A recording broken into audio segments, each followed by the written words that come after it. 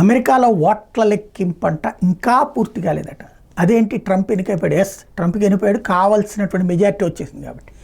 కానీ పూర్తి కౌంటింగ్ అదే మెజారిటీ కనుక రాకపోయి ఉంటే ఈ 1/6 సీటు గురించిన టెన్షన్ అయితే ఇంకా టెన్షన్ ఉండేది అమెరికాలో.